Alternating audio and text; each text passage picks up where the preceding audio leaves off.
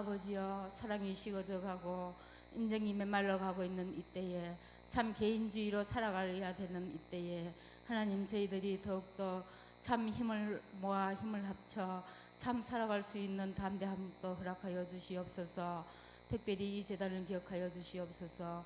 이 재단에 많은 가정이 있습니다.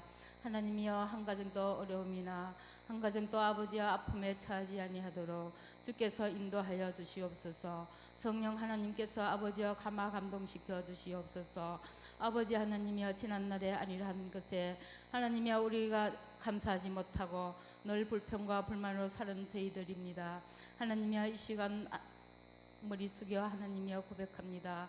아버지여 도와주시옵소서. 아버지여 또 이 재단 참 120주년을 아버지여 바라보면서 저희들이 이 재단에 계획하고 모든 하나님이여 참 목사님 이하 장로님 모든 아버지여 우리 가족의 아버지여 선지자들 하나님께서 기억하여 주시옵소서. 특별히 하나님이여 참 우리가 서로가 서로를 사랑하며 하나님이여 참 사람과 사람들 사이에 거리를 두고 살아야 하는 이때에 하나님이여 우리의 성령의 두루마기를 입혀 주시옵소서. 하나님이여 참 이 땅 위에 사는 동안 하나님 사랑 아니하고는 정말로 견딜 수 없습니다. 주여 하나님 함께하여 주시옵소서. 특별히 이 재단의 귀한 목사님 단위에 세우실 때마다 능력의 장중에 붙잡아 주시옵소서. 아버지여 참 장로님 이하 모든 아버지여 교육자님들 위에도 함께하여 주시옵소서. 참 이 시대에 맞는 말씀을 선포하게 하여 주시고 그 말씀을 따라 우리가 참 힘얻어 살아갈 수 있는 이 계기 삼아 주시옵소서. 아버지여 이 재단의 모든 것을 하나님이여 우리 또 청년들 학생들 하나님이여 배움의 길에 있지만 학교가 아버지여 정당하지 못하고 참 아버지여 서로가 아버지와 부모님의 걱정들이 많습니다. 주님이여 아버지여 참 우리가 아니라 한데 아버지여 생각을 두지 말고 더욱더 우리가 마음을 합하여 하나님이여 참 이 어려운 시대를 잘 이겨 극복할 수 있는 이 시간 되게 도와주시옵소서. 이 시간 귀한 목사님 말씀을 전하실 때에 은혜의 말씀 성령의 말씀 아버지여 축복의 말씀 아버지여 이 시대에 맞는 말씀 전할 수 있도록 주께서 도와주시옵소서. 이 말씀을 듣고 저희들이 힘얻어 또 한 주간 한 달 살아갈 때에 하나님의 힘을 얻어 살아갈 수 있는 이 시간 되게 도와주시옵소서. 다 전하지 못합니다. 주께서 인도하여 주시옵소서. 이 모든 말씀을 우리 주 예수님의 이름으로 기도했습니다.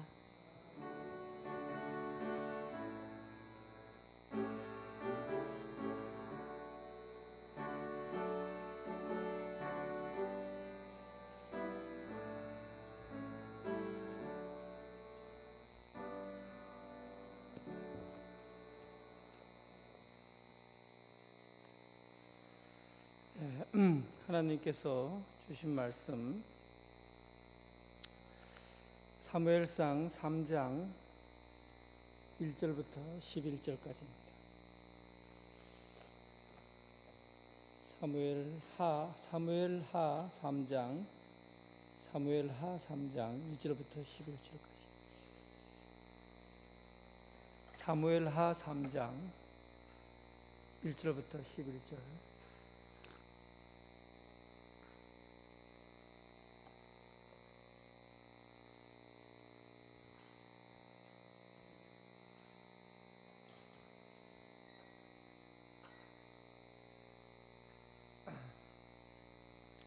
삼 장 1절부터 11절까지 한 절씩 교도하겠습니다. 사울의 집과 다윗의 집 사이에 전쟁이 오래매 다윗은 점점 강하여 가고 사울의 집은 점점 약하여 가니라.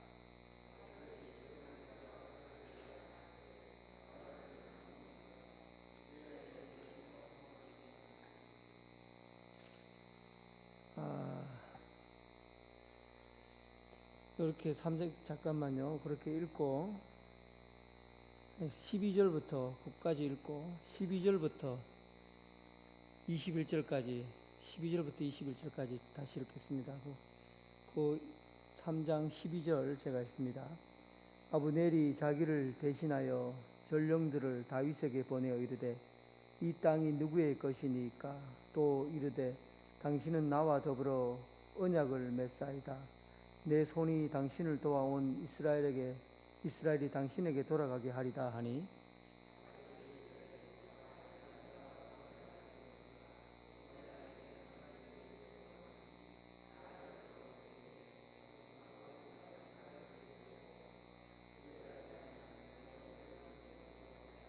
다윗이 사울의 아들 이스보셋에게 전령을 보내 이르되 내 처 미가를 내게로 돌리라. 그는 내가 전에 블레셋 사람의 포피 100개로 나와 정혼한 자이다 하니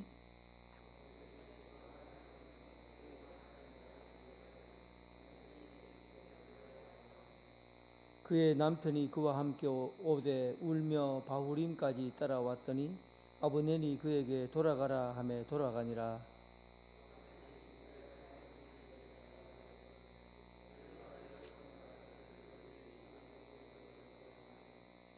이제 그대로 하라. 여호와께서 이미 다윗에게 대하여 말씀하시기를 내가 내 종 다윗의 손으로 내 백성 이스라엘을 구원하여 블레셋 사람의 손과 모든 대적의 손에서 벗어나게 하리라 하였음이라 하고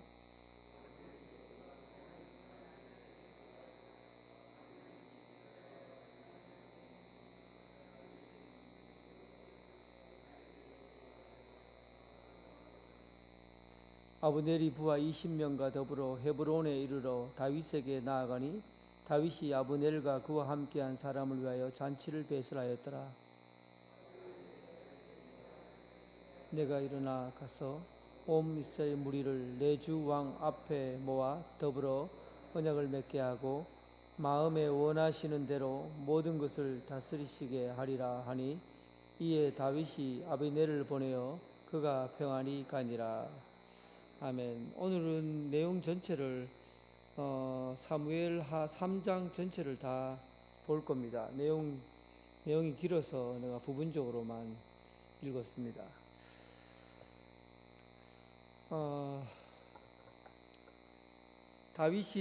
다윗은 사울이 죽자 하나님 앞에 물었습니다. 어디로 가야 합니까? 라고 묻자 하나님께서 유다 땅 헤브론으로 가라고 말씀했습니다. 다윗은 언제나 하나님 앞에 묻고 자기 인생의 모든 것을 결정하는 그런 스타일로 생활했습니다. 헤브론이라는 이 도시가 국가마다 이 중요한 역사적인 사건으로 인해서 중요한 도시들이 있는데 이 헤브론이 바로 국가적으로 굉장히 위대한 또한 전통을 갖고 있는 그런 장소가 바로 헤브론이라는 도시입니다. 한편으로 말하면 우리 마음에 특별하게 자리 잡은 장소라고 말할 수 있어요. 헤브론은 이 유다 사람들에게는 마음의 고향과 같은 곳이고 또 이스라엘 사람들에게도 마음의 고향과 같은 사람입니다. 또 이슬람을 섬기는 이슬람 국가에서도 이 아브라함이 여기서 살았던 이곳을 마음의 고향처럼 영혼의 고향처럼 여기는 곳이 바로 이 헤브론 산지입니다. 이 헤브론은 해발 927m나 높은 산이에요. 가지산 정상이 1127m인가 아마 그 정도 됩니다. 가지산 정상보다도 얼마 차이 나지 않는 곳에 이 유대 헤브론이 위치해 있어요. 예루살렘보다 더 높아요. 예루살렘은 한 800고지 정도 되는데 이 헤브론은 900고지, 927m나 됩니다. 가장 높은 곳에 가나안에서 최고로 오래된 도시가 가장 높은 곳에 가장 최고로 오래된 도시가 헤브론이에요. 여러분이 헤브론 하면 기억나는 사건이 많이 있습니다. 특별히 헤브론 하면은 이 가나안 땅에 여호수아가 들어왔을 때 정탐꾼을 보내잖아요. 정탐꾼 12명을 보냈는데 그때 정탐꾼들이 보고할 때 거기는 아낙 자손이 거인들이 살고 그리고 포도송이를 어깨에 메고 오더라 그런 얘기를 하잖아요. 그만큼 풍요롭고 사람들이 이렇게 건강하게 자랄 수 있는 그런 위치에 있었고, 이게 지중해에서 불어오는 구름이 언덕에 부딪히면서, 산이 높으니까 언덕에 부딪히면서 비가 자주 내렸어요. 그러니까 풍요로운 포도 수확과 농사가 잘 되는 곳이 그 헤브론이에요. 그러니까 이쪽에서 이 지대가 또 높기 때문에, 지대가 927m 되니까 엄청 높죠. 그러다 보니까 적들이 쳐들어와도 방어를 할 수 있는 그런 위치가 되었기 때문에 오랜 동안 도시를 유지해 나왔던 곳이에요. 그런데 헤브론이 왜 유명해졌느냐? 다윗이 오늘 하나님 앞에 묻잖아요. 내가 어디에서 정착해야 됩니까? 라고 묻자 하나님께서 대답을 주시기를 유다 땅 헤브론으로 올라가라, 그렇게 말씀하셨어요. 헤브론이 왜 그렇게 중요한 도시냐 하면, 먹을 것이 많아서가 아니라, 환경이 좋아서가 아니라, 날씨가 선선해서가 아니라, 이곳은 바로 믿음의 조상 아브라함이 하나님의 부르심을 받고, 그리고는 첫 번째 도착해서 헤브론 마무리 상수리 숲을 근처에서 하나님 앞에 제단을 쌓고 예배드린 곳이에요. 그러니까 마무리 상수리 나무라는 곳이 바로 헤브론이거든요. 그러니까 첫 번째 하나님 앞에 도착해서 제단을 쌓고 예배드린 곳이, 아브라함의 첫 번째 예배드리는 처소가 헤브론이에요. 뿐만 아니라 아브라함의 아내 사라가 죽어서 헤브론 막벨라 굴에다가 장사 지내죠. 아브라함도 거기서, 이삭도, 리브가도, 야곱도, 레아도 전부 헤브론 막벨라 굴에다가 장사를 지냈어요. 그러니까 유대교 믿음의 조상이 아브라함이잖아요. 유대교. 그리고 기독교 믿음의 조상 아브라함이잖아요. 이슬람 믿음의 조상 아브라함이에요. 그 세 종교가 이 헤브론을 빼앗기 위해서 수천 년 동안 전쟁을 했어요. 그래서 처음에는 가나안 땅을 처음 유대인들이 유대가 차지했다가, 그리고 로마 시대는 기독교가 그곳에서 성전 교회를 지었고 교회를 세웠죠. 그런 다음 지금은 이슬람이 그곳을 점령해서 교회를 이슬람으로 싹 바꿔버렸어요. 그리고는 거기에서 아브라함의 무덤 위에다가 이슬람 회당을 만들어버렸죠. 그것을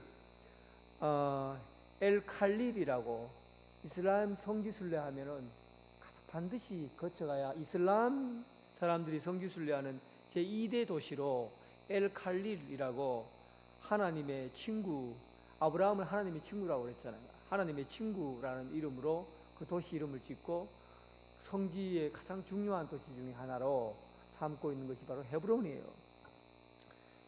오늘 이 헤브론에 특히 헤브론으로 하나님께서 그 다윗에게 헤브론으로 올라가라고 한 거예요. 헤브론에서 네가 터전을 삼고 거기서 왕으로서 그 왕국을 다스리도록 헤브론으로 올라가라고 한 겁니다. 왜 이렇게 헤브론으로 올라가라고 했을까? 단 한 가지 이유밖에 없습니다. 그것은 그 헤브론은 하나님과 약속을 맺은 곳, 그것이 바로 헤브론입니다. 그 성지라는 것은 거룩한 땅, 성지는 바로 하나님의 약속의 흔적이 있는 곳을 성지라고 하는 겁니다. 하나님의 약속이 있는 곳, 하나님이 머물렀던 그 공간, 그것을 거룩한 곳이라고 합니다. 하나님이 머무르는 곳이 거룩한 곳이에요. 어떤 땅이 중요한 것이 아니라 자연 환경이 좋고 또 도시가 그 날씨가 좋고 뭐 이런 여러 가지 조건들 때문에 그것이 성지가 된 것이 아니라 하나님의 약속이 머무르는 곳이었기 때문에 특별한 장소가 된 겁니다. 오늘 이곳에서 특별한 장소 헤브론에서 다윗은 7년 동안 유대 땅의 수도로 그 헤브론을 중심으로 해서 그의 힘을 길러 왔습니다. 여러분, 이렇게 생각해 보면 우리가 하나님의 약속을 품고 살아가는 그 어떤 곳이라도 그것이 거룩한 곳이라는 사실을 우리가 알 수가 있어요. 하나님의 약속이 우리 삶의 흔적이 되어야 해요. 그것이 거룩한 곳이에요. 하나님의 약속이 머무른 곳이 거룩한 곳입니다. 여러분들의 삶의 터전에, 삶의 현장에 하나님의 약속을 품고 어디든지 발을 디디며 하나님의 공간, 하나님과 만나는 공간으로 그 터전을 이루어갈 수 있기를 바랍니다. 이곳에 다윗이 이제 헤브론에 정착해서 7년을 있게 되는데, 이 다윗은 7년 동안 헤브론에 있으면서 그의 군사력과 그리고 군사력을 키워나갔어요. 그리고 11지파, 이 북이스라엘 쪽에 이스보셋을 중심으로 해서 아브넬이라는 군대 장관 아브넬을 통해서 이스보셋이 왕으로 삼게 되고, 그리고 북쪽으로 유다 쪽과 북쪽으로 이제 11개 지파를, 흩어져 있는 11개 지파를 모아서 군대를 키워난 거죠. 사실은 유다가 하나라고 생각하지만 이 유다 땅의 군사력은 이 북쪽 이스라엘보다 훨씬 더 강력하고 강한 훈련을 받은 사람들이고, 사울 왕과 더불어서 길보아 전투에서 엄청난 사람이 죽었기 때문에 지파는 많아도 군사는 그렇게 숫자가 많지 않습니다. 그리고 이 7년 동안 전쟁이 잦았거든요. 잦은 전쟁을 통해서 북쪽과 남쪽이 힘의 균형을 점점점 다윗은 강해져 가고 사울은 점점점 약해져 가는 그런 시기를 겪고 있는 겁니다. 지난주에 전쟁이 어떻게 시작됐는지 잠깐 말씀을 드렸어요.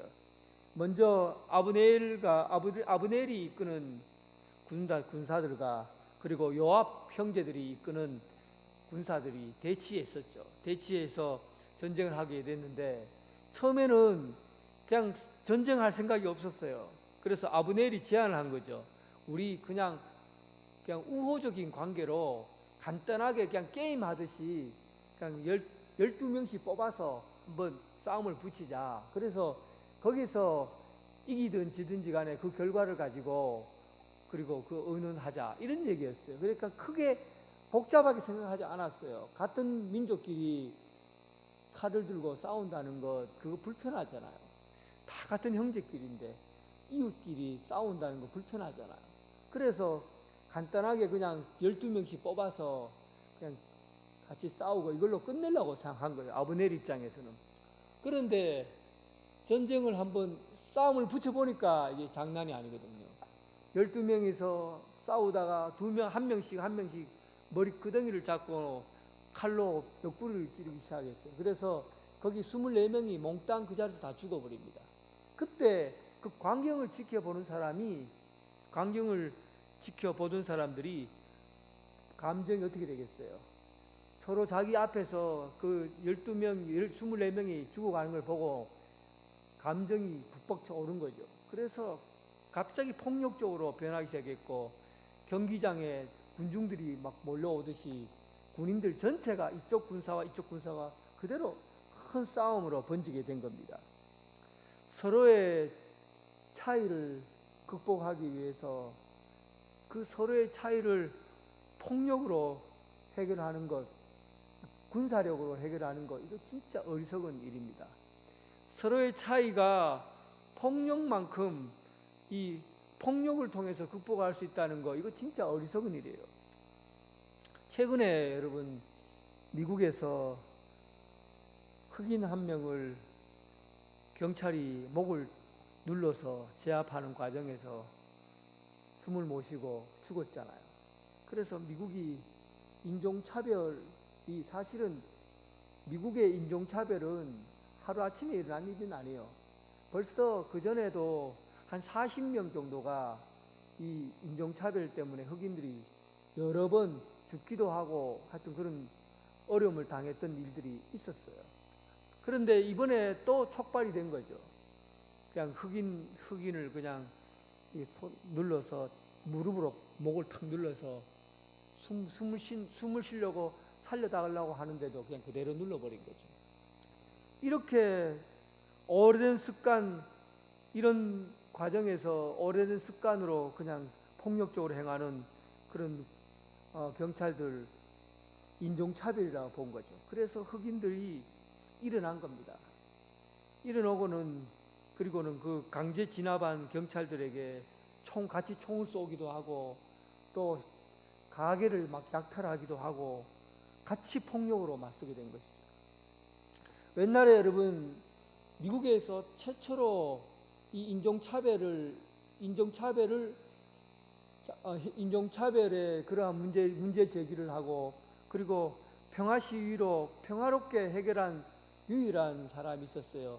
마틴 루터 킹 목사님입니다. 1968년생, 나이 40살에 나이가 나중에 죽게 되죠.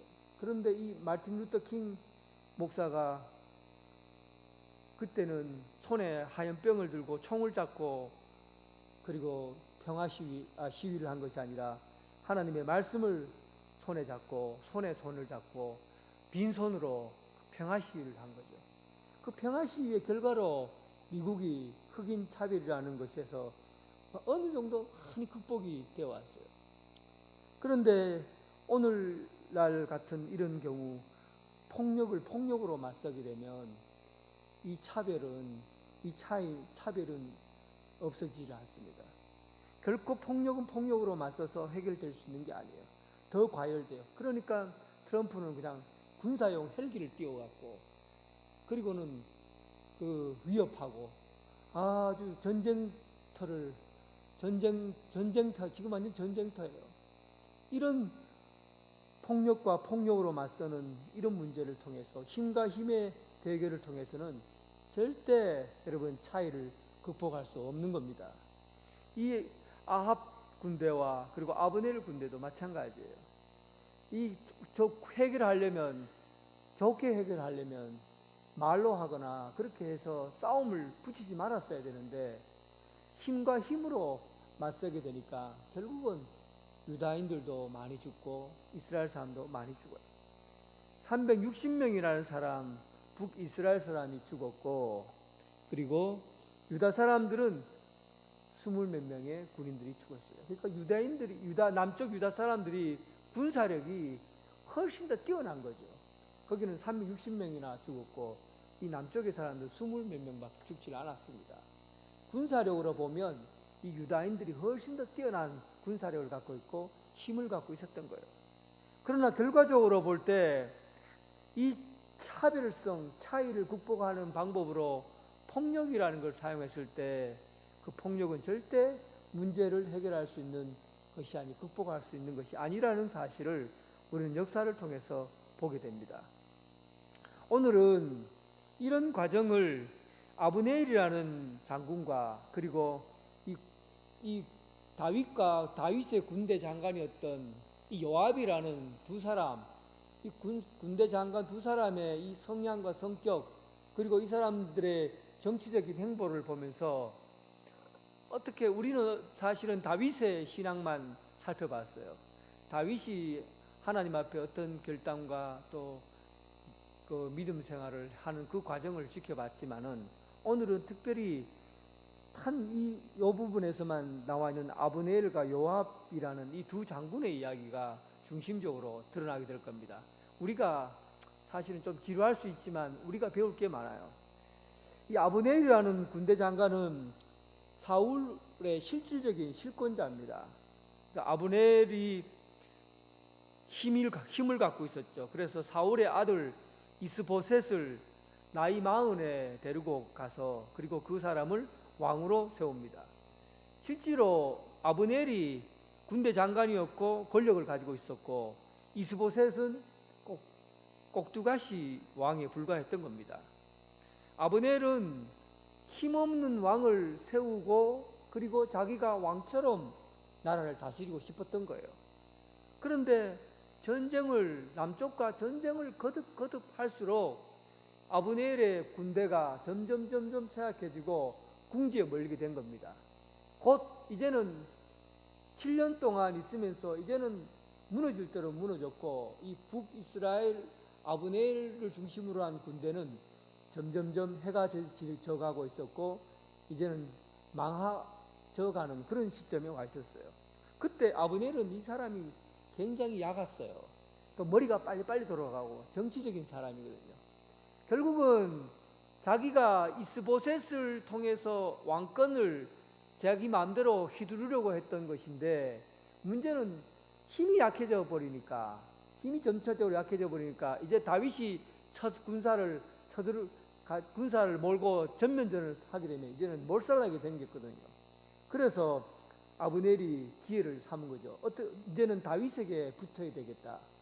이스보셋을 통해서는 내가 여기서는 살 길이 없고, 이제는 이스보셋을 내가 죽이고 그리고 다윗에게 붙어야 되겠다, 이런 생각을 하게 된 거예요. 그리고는 작전을 세우는 것이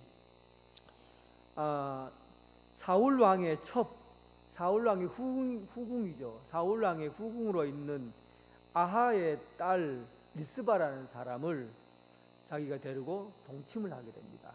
그러니까 후궁 사울 아버지의 아내를, 후궁을 자기가 이 아브넬이 취하게 된 거예요.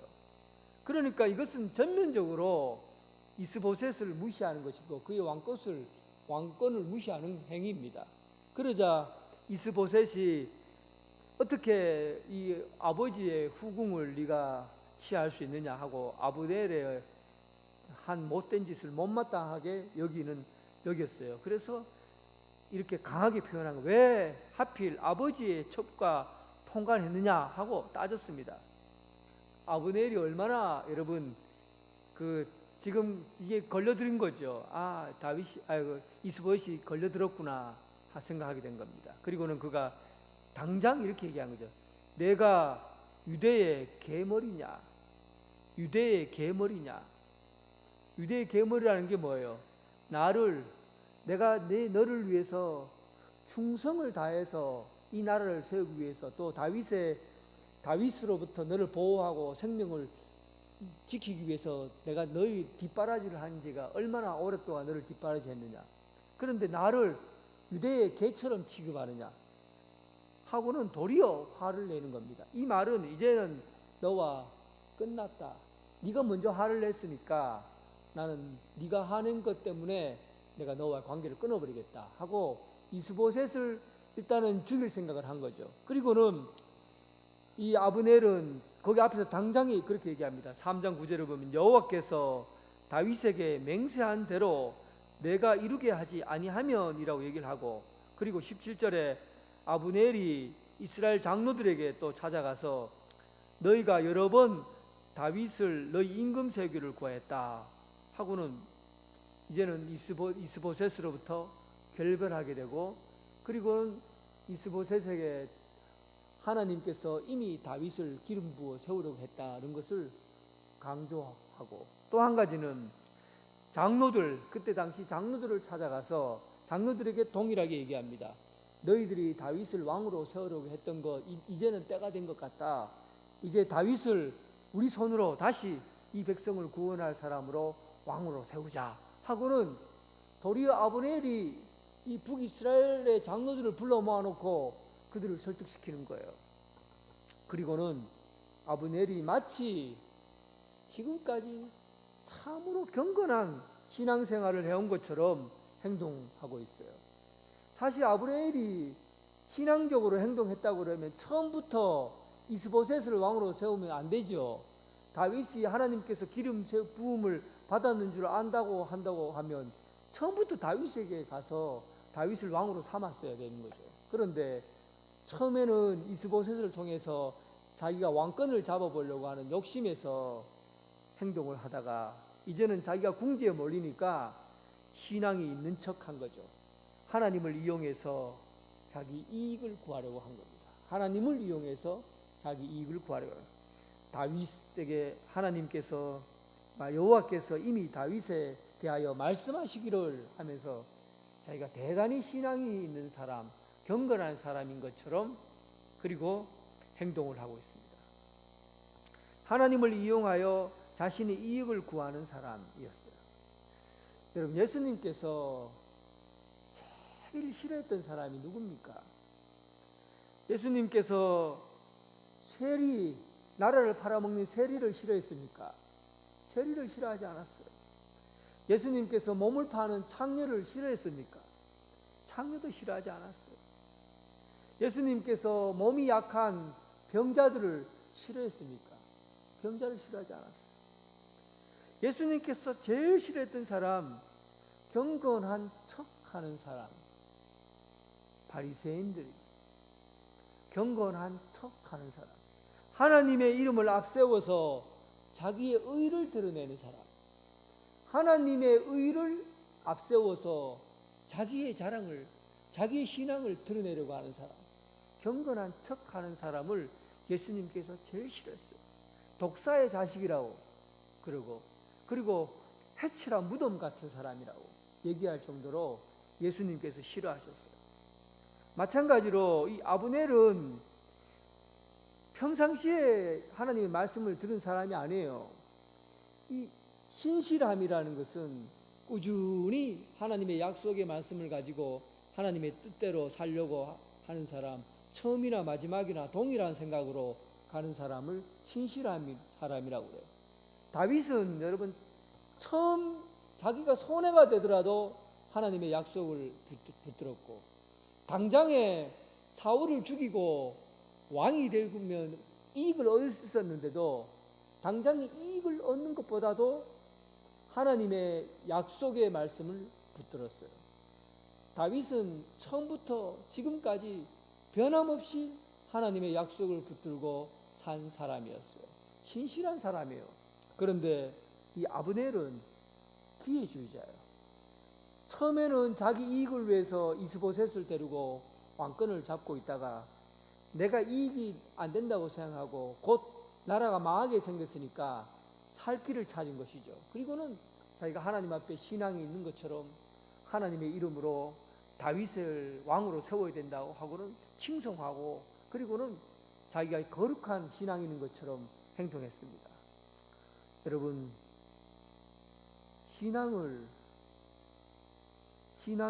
경건한 신앙이라는 것은 하나님을 이용하는 것이 아니에요. 하나님을 이용해서 자기 이익을 내세우려고 하거나 하나님을 이용해서 자기 것을 챙기려고 하는 것, 이것을 기회주의자라고 하고, 그리고 예수님께서 가장 싫어하는 경건한 척하는 사람입니다. 아브넬은 이런 신앙을 갖고 있었어요. 경건한 척하는 사람. 그 결과에 대해서는 조금 있다가 또 어떻게 죽었는지 요압 이야기를 하면 또 나옵니다. 그 반면에 요압은 어떤 사람이었는가? 요압은 군대 장관이었고, 그리고 다윗의 조카요. 시루아의 아들 요압, 그리고 3명의 아들이 있었는데 그 중에 이 아사헬이라는 막내 동생이 아브넬을 끝까지 쫓아갔지요. 아사헬은 워낙 다리가 빨라서 들로루라는 별명이 붙을 정도로 아주 다리가 빠르고 잽싼 사람이에요. 그래서 아주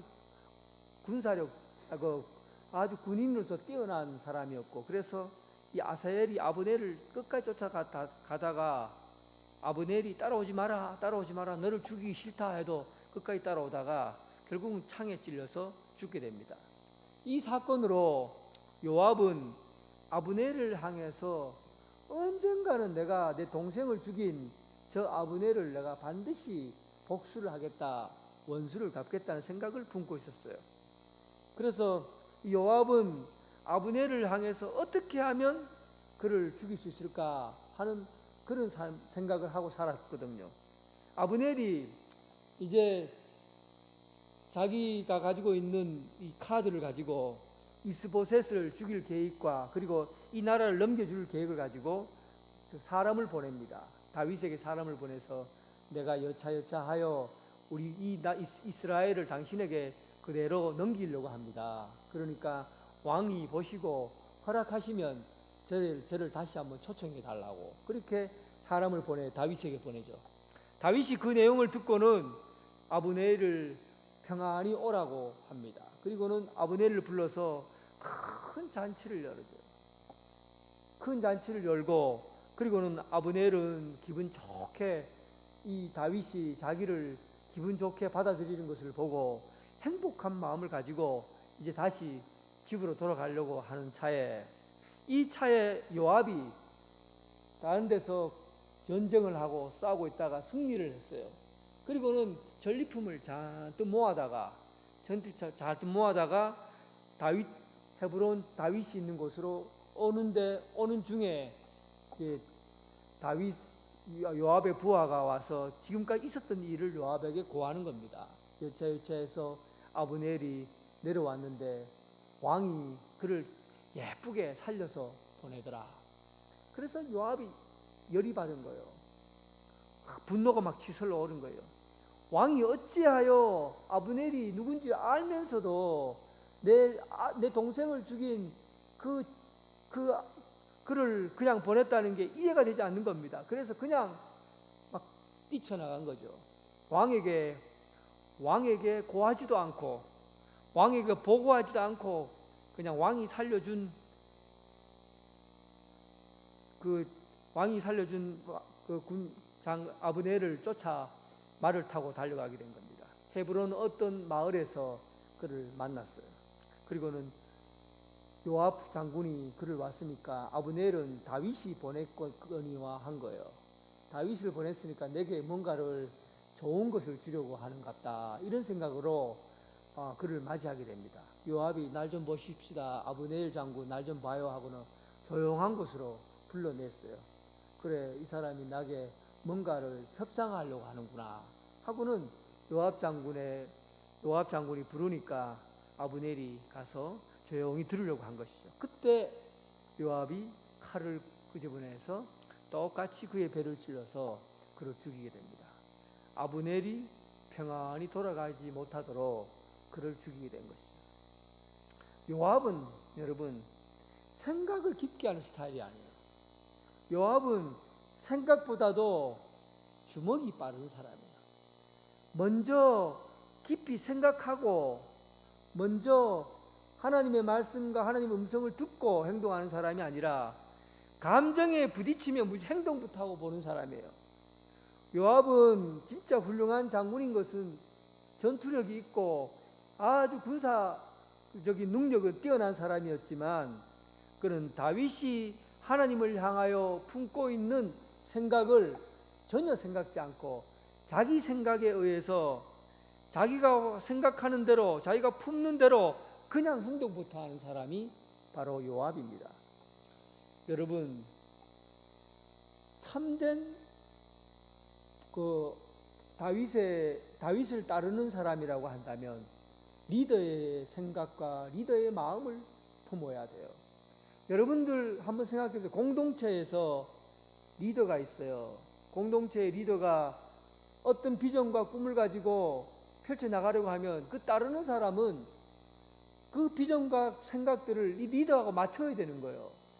그래야지 공동체가 제대로 설 수가 있어요. 그런데 요압은 다윗 왕의 생각을 다윗 왕이 어떤 하나님에 대해서 어떤 마음을 품고 하나님에 대해서 어떤 생각을 품고 있는지 신경을 쓰지 않았어요. 관심도 두지 않았어요. 그것보다는 원수를 먼저 갚는 것이 더 중요했어요. 행동이 빠른 사람이에요. 행동이 빠른 사람이에요. 하나님에 대한 생각보다도 생각을 깊이 하기 전에 행동을 먼저 하는 사람이었습니다. 선한 생각에서 선한 행동이 나옵니다. 악한 생각을 품으면 악한 행동이 나오기 마련이에요. 마음속에 원수 갚는 일을 마음에 품고 있다면 끝끝내 여러분 원수 갚는 일을 위해서 자기의 인생을 허비하고 낭비해야 되는 겁니다. 요압은 다윗 왕이 품은 그 생각과는 전혀 다르게 원수 갚는 일을 가장 우선적으로 생각한 것입니다.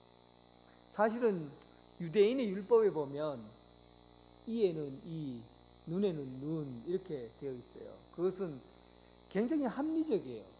사실은 유대인들이 그 율법에 의해서 산다는 것은 굉장히 합리적으로 정확하게 산다는 것을 의미합니다. 다른 사람의 눈을 뽑으면, 상대방이 그 사람의 눈을 뽑으면 해결이 되는 거예요. 상대방의 팔을 자르면 나도 그 사람의 팔을 잘라버리면 문제가 해결되는 거예요.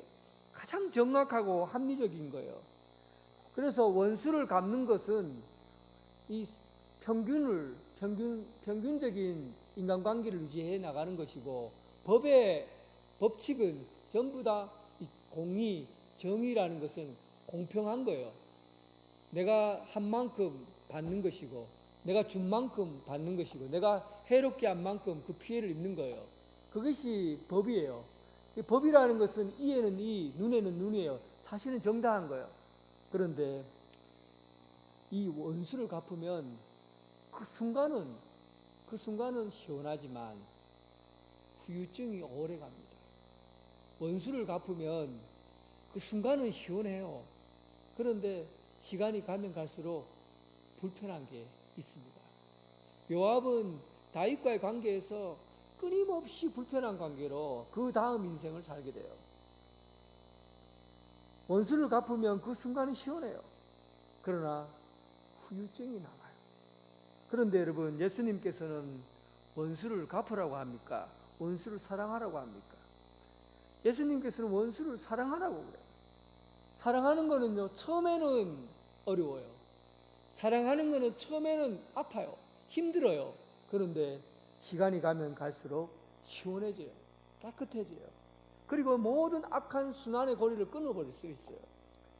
악의 순환을, 이 악한 그 순환은요, 순환의 고리는, 이 악의 고리는 원수 갚는 데서 일어나는 겁니다. 내가 상대방의 원수를 갚으면 이 사람도 원수를 갚으려고 하고, 그래서 끊임없이 원수 갚는 것으로 싸우게 되고, 이 악의 고리가 원수 갚는 것으로, 우리는 정당하다고 생각하는 그 고리들이 원수 갚는 걸로 계속해서 끊임없이 이어지는 거예요. 그런데 예수님께서는 뭐라고 말씀합니까? 원수를 내 몸과 같이 사랑하라. 원수를 사랑해야 이 악의 순환을 끊을 수가 있는 거예요. 지금은 마음이 아프고 힘들어요. 견디기 어려워요. 그러나 그 이후로 여러분 더 이상 악이 영향을 끼치지 못하도록 하는 것은 사랑하는 겁니다. 용서하는 거예요. 그래서 예수님께서는 용서하고 사랑함으로 이 율법을 완성하신 분이고, 그러나 율법은 그냥 그거예요. 있는 그대로를 주고 받는 것이죠.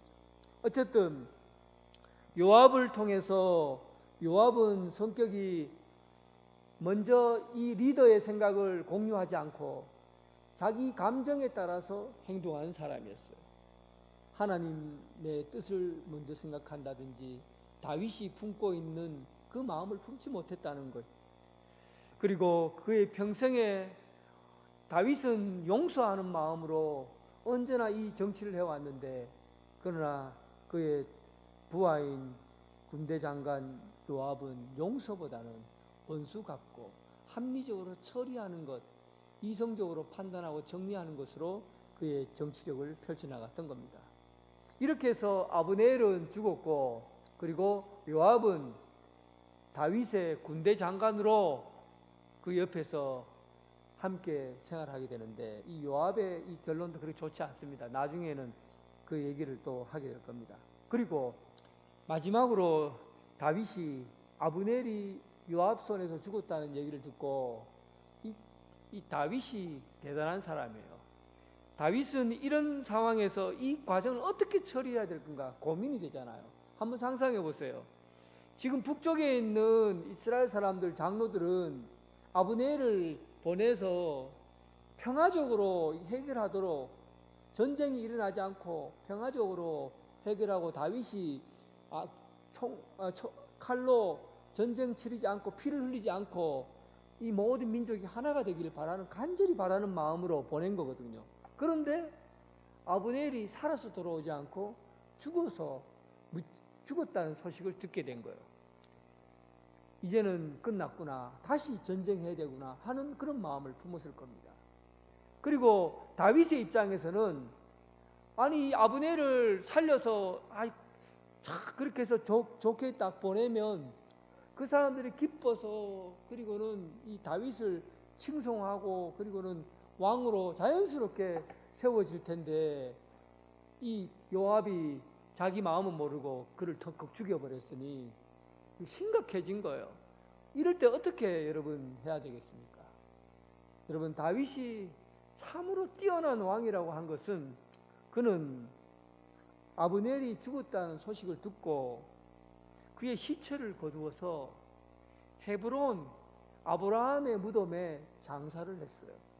그리고 아브넬의 죽음을 위하여 사울이 죽었을 때도 애가를 불렀잖아요.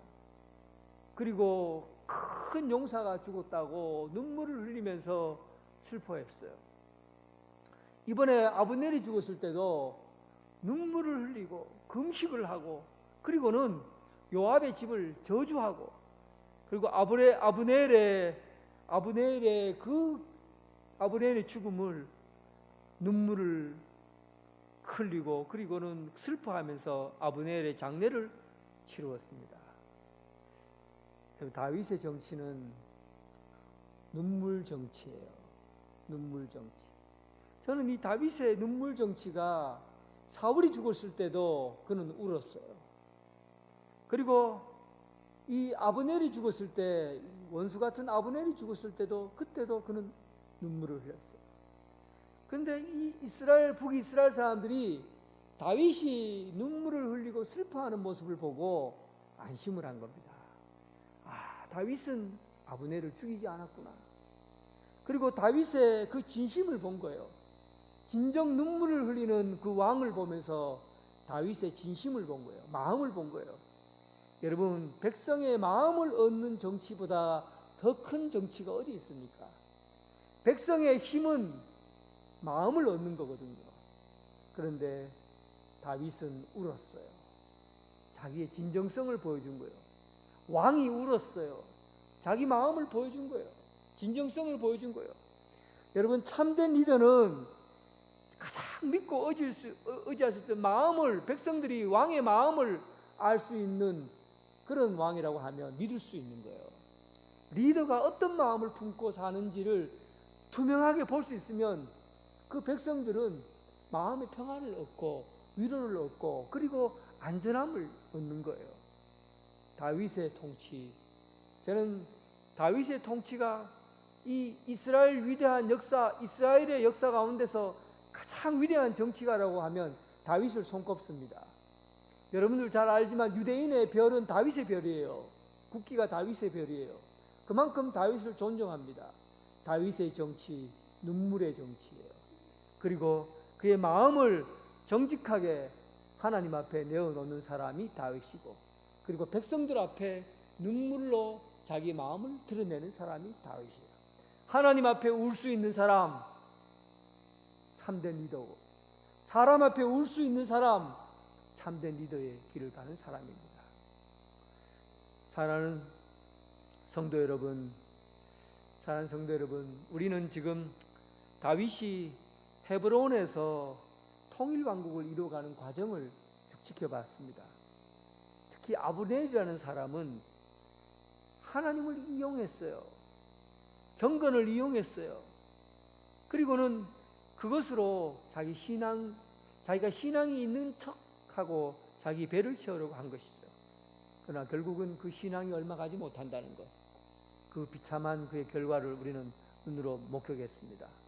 경건을 이용하는 것이 아니라 경건한 삶을 살아가기를 바랍니다. 처음부터 끝까지 하나님을 신뢰하면서 살아가야 됩니다. 요압, 감정이 앞서는 사람이에요. 생각보다 주먹이 먼저 나가는 사람입니다. 절대적으로 폭력은 가치를 하나로 묶을 수 없습니다. 하나님과 함께하는 지도자, 뜻을 함께하는 그런 삶을 살아갈 수 있기 바랍니다. 다윗, 그는 진정한 지도자의 자격을 갖고 있습니다. 백성을 위해서 울 수 있는 사람, 하나님 앞에서 눈물을 흘릴 수 있는 사람입니다. 진정성이 있는 사람, 정직한 영으로 다스리는 사람. 여러분, 하나님 앞에 정직한 영으로 하나님 앞에 설 수 있기를 바랍니다. 눈물을 흘리며 씨를 뿌릴 수 있는 그런 영적인 마음으로 하나님 앞에 나오는 그런 성도의 삶이 되길 주님의 이름으로 축원합니다. 여러분, 이 시간 함께 기도하길 바랍니다. 여러분, 언제나 하나님의 뜻보다도 여러분들의 마음이 앞서지 않도록 그렇게 해달라고 기도합시다. 하나님의 뜻보다도 내 마음과 내 감정이 앞서지 않도록 그렇게 기도하시기 바랍니다. 그리고 두 번째는 정직한 영으로 하나님 앞에 서고 사람 앞에 설 수 있도록 내 마음을 정직하게 해달라고 기도하시고, 그리고 코로나19로 인해서 예배가 바르게 설 수 있도록 해달라고 기도하시고, 특별히 이 시간은 선교사들을 위해서 기도해 주시기 바랍니다. 지금 대한민국은 경제가 어려워도 그냥 그럭저럭 우리는 살아갈 수 있지만, 지금 필리핀에 있는 쓰레기 마을 또한 간단기 우리 후원받는 교회들에게는 상당히 어려움이 있습니다. 지금은 저 아프리카부터 시작해서 이 혜택을 받지 못하는 절대 빈곤에 있는 사람들은 코로나보다 더 무서운 가난에 지금 많이 힘들어하고 있습니다. 여러분, 이런 우리가 후원하는 교회들, 성도들의 삶이 정말 하나님 앞에서 다시금 해결될 수 있도록 여러 손길을 통해서 해결될 수 있는 길을 찾을 수 있도록 기도해 주시고, 또 선교사들을 위해서 특별히 기도해 주시기를 부탁드리겠습니다. 함께 합심해서 기도하겠습니다. 하나님 아버지, 오늘 우리가 하나님 말씀 앞에 섭니다. 정말 마음이 앞서지 않도록 하나님의 뜻을 먼저 구합니다. 아버지께서 우리에게 말씀하시고 약속하신 그 말씀을 따라서 아버지 주님의 뜻 따라 먼저 아버지의 말씀, 아버지께서 주신 그 일들을 따라 움직이고자 합니다. 아버지 하나님, 우리의 생각과 우리의 감정이 아무리 하나님 아버지 눈앞에 있는 것 때문에 앞선다고 할지라도 먼저 내려놓게 하여 주시옵소서. 겸손한 마음으로 우리 자신을 내려놓게 하여 주시옵소서. 하나님 아버지, 우리가 하나님 앞에 얼마나 부족하고 작은 종인 것을 우리는 압니다. 아버지, 그러나 우리는 정말 내 뜻과 내 생각과 내 마음대로 아버지의 일을 행하려고 하고 있사오니 주님 용서하여 주시고, 오직 겸손한 마음으로 주님을 따르게 하시고, 주님께서 우리에게 주신 그 목적과 뜻을 따라 주의 뜻을 이루어가게 하여 주시옵소서. 아버지 하나님, 우리에게 정직한 마음을 허락해 주시옵소서. 눈물을 흘리며 씨를 뿌리는 자는 기쁨으로 거두리라고 하신 말씀처럼 다윗은 눈물을 흘리며 백성들 앞에 섰고 하나님 앞에 울면서 기도했습니다. 하나님 아버지, 정직한 영을 우리에게 허락하여 주시옵소서. 성령님, 우리에게 찾아오셔서 우리의 마음을 허락하여 주시고, 하나님 아버지, 눈물을 흘리며 주님의 일들을 간구하고 주의 뜻을 구하게 하여 주시옵소서. 오늘날 우리가 코로나19로 인해서 겪고 있는 이 아픔과 힘든 과정들을 하나님 이겨낼 수 있는 힘을 다하여 주시고, 함께 마음을 다하여 기도하고 아버지의 기도함으로 말미암아 우리 마음이 바로 서게 도와주시고, 성령 하나님께서 주신 그 놀라운 일들을 하나님이 이곳에서 이루어가게 하여 주옵소서. 너무나 우리는 힘든 과정을 함께 걷고 있습니다. 마치 산을 넘듯이 숨이 차고, 그리고 태양볕 아래에 물 한 모금 먹지 못하고 쓰러질 것 같은 그런 어려운 현실에 있습니다. 하지만 하나님, 저 아프리카에 있는 우간다에 있는 저 대형 성사를 비롯해서 하나님 아버지, 굶주림과 가난에 하나님 아버지여 얼마나 어려움을 겪고 있는지 모릅니다.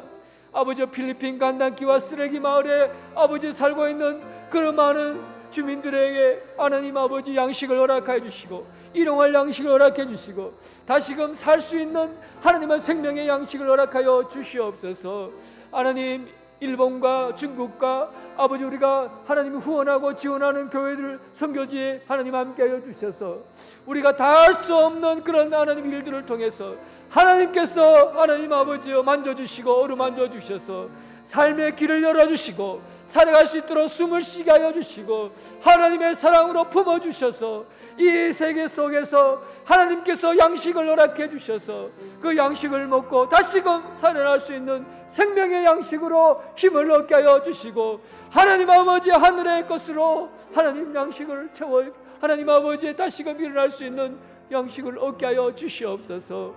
하나님 성사들에게 하나님 새로운 하나님 능력을 함께 동력하는 자들로 아버지여 서로 일어서게 하여 주시고 여기저기서 생각하고 기도하고 함께 응원하는 이들로 통해서 아버지여 힘을 잃지 않고 용기를 내어 주의 사역을 감당해 갈 수 있도록 도와주옵소서. 아버지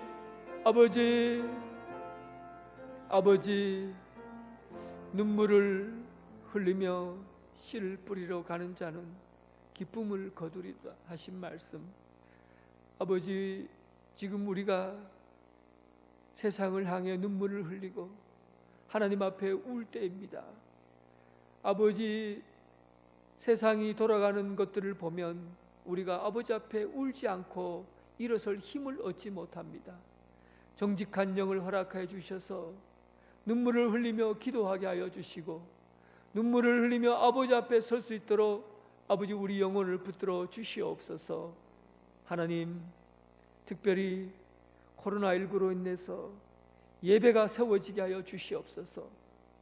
가정에서 예배드리고 흩어져서 예배드리고 있지만 함께 한 입, 한 마음, 한 뜻으로 모여서 찬송하며 하나님 앞에 온 마음과 뜻을 다하여 몸으로 드릴 수 있는 경배와 찬양을 주님 앞에 드릴 수 있는 그런 예배의 단을 다시금 세울 수 있도록 주님 기회를 허락해 주시고 좋은 환경을 허락하여 주시옵소서. 특별히 하나님 저 아프리카 우간다에 하나님 코로나보다 더 무서운 가나로 인해서 하루 한 끼 양식을 구하고 있습니다. 특별히 쓰레기 마을에 있는 아이들은 먹을 양식이 없어서 쓰레기통을 뒤지고 있습니다. 그리고 하나님 우리가 후원하는 간단기와 나바고 하나님 가난과 견디고 힘들게 싸우고 있습니다. 하나님 일용할 양식을 허락해 주시옵소서. 하늘의 양식 비같이 내려 주시옵소서. 하나님 함께 살아갈 수 있는 이 세상을 만들어 주었지만 우리가 하나님 함께 돕지 않으면 견딜 수 없는 지경에 있는 이들을 위해서 하나님 도움의 손길을 구합니다. 아버지께서 하늘의 양식으로 채워주시고 배고픔에서 이길 수 있는 힘을 허락하여 주옵소서.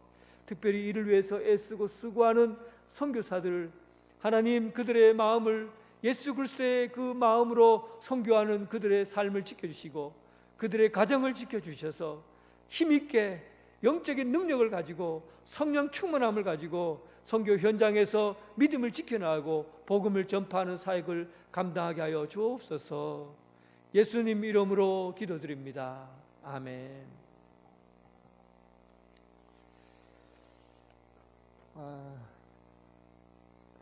이번 주일부터 이제 예배가 시간은 정상적으로 이제 시작을 합니다. 주일 새벽 예배부터 시작하고 그리고 9시 1부 예배 그리고 11시 2부 예배 이렇게 두 번 예배를 드립니다. 9시 11시 그리고 9시에는 마태 마가 그리고 11시에는 누가 요한 이렇게 해서 대충 이렇게 나누었습니다. 그래서 그렇게 해서 참석해 주시면 되고요. 그리고 한동안은 그래도 거리 두기를 좀 해서 앉아야 되니까 여러분 그렇게 아시고 예배 시간은 정상적으로 운영이 됩니다. 그래서 그렇게 준비하시면 되겠습니다. 잠깐 제가 기도하면서 여러분들에게 부탁을 드리는 것은 지금 우리는 뭐 코로나 때문에 국가에서 후원도 나오고 뭐 어렵다 그래도 하루 한 끼 하루 세 끼 밥 다 드시잖아요. 굶어갖고 지금 밥 한 끼 못 먹는 분 계십니까? 우리는 다 먹고 살잖아요. 그런데 지금 선교지 우리 아까 말씀드렸던 쓰레기 마을에 있는 사람들 또 아프리카에서 선교하는 이 가난한 지역에 사는 사람들 지금 하루 한 끼 양식이 걱정입니다. 모든 게 다 막히고 지금 코로나보다도 당장 먹고 사는 일 때문에 굶주려 죽을 지경이에요. 그래서 당회에서 우리가 결정을 하기를 우리가 십시일반해서 교회에서 그들을 좀 돕자. 우리가 섬기는 지역마다 한 100만 원씩 정도 후원하기로 결의를 했습니다. 처음에는 여러분들에게 헌금을 하게 할까 하다가 우리 그 재정부장하고 전화통화하니까 장로님이 그러시더라고요. 목사님, 우리 교회 헌금이 잘 들어오고 있습니다.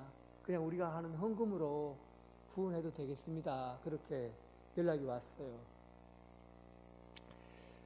어쨌든 우리 교회가 도울 수 있어서 너무 감사하고, 그리고 함께 살아갈 수 있는 기쁨을 우리에게 주셔서 너무나 감사합니다. 여러분, 특별히 기도 많이 해주세요. 특별히 선교사들이 지금 그 필리핀에 있는 선교사들이 한국에 와서 코로나 때문에 어쩔 수 없이 한국으로 피신해 와 있는데 걱정이 태산이랍니다. 선교지로 들어갈 수도 없고 지금 그래서 어려움을 많이 겪고 있는데 여러분 지금 선교지를 위해서 기도 많이 해 주십시오. 기도해 주시고 특별히 우리가 선교하는 지역이 이런 도와줄 수 있는 것으로 도움을 받는다면 이 일들을 평생 잊지 못할 겁니다. 한국 교회가 세계 선교의 큰 디딤돌 역할, 징검다리 역할을 감당해 가리라 생각합니다. 함께 기도해 주시기를 부탁드리겠습니다. 네. 찬송가 497장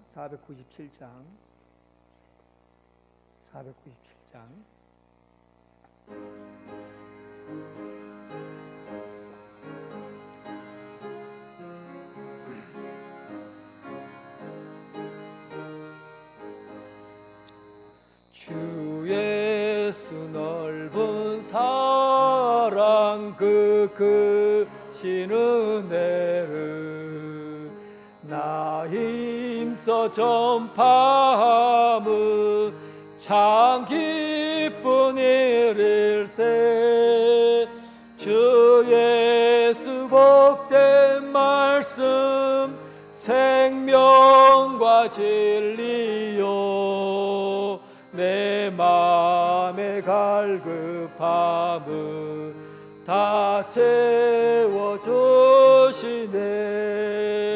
옛부터 전한 말씀 주 예수 크신 사랑 나 항상 전파하기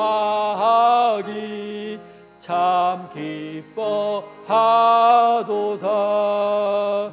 이 말씀 전할 때에 내 마음이 기쁘고 그 말씀 전할수록 새 기쁨 넘치네.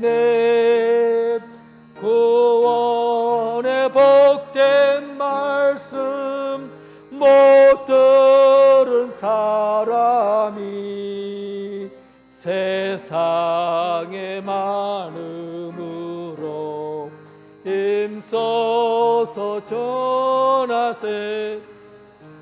예쁜 전한 말씀 주 예수 크신 사랑 나 항상 전파하기 참 기뻐하도다.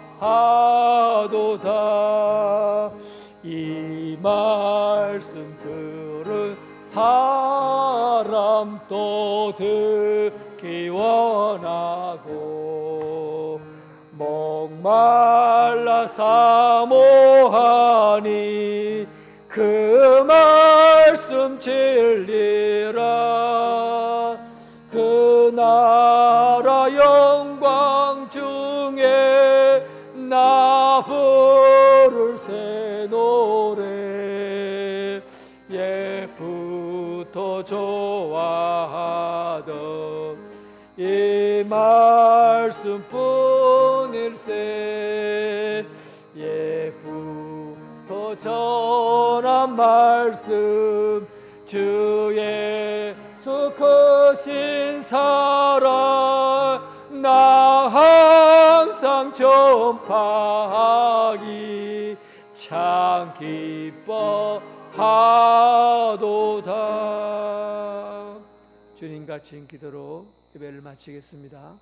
하늘에 계신 우리 아버지, 아버지의 이름을 거룩하게 하시며 아버지의 나라가 오게 하시며 아버지의 뜻이 하늘에서와 같이 땅에서도 이루어지게 하소서. 오늘 우리에게 일용할 양식을 주시고 우리가 우리에게 잘못한 사람을 용서하여 준 것 같이 우리의 죄를 용서하여 주시고 우리를 시험에 빠지지 않게 하시고 악에서 구하소서. 나라와 건과 영광이 영원히 아버지의 것입니다. 아멘.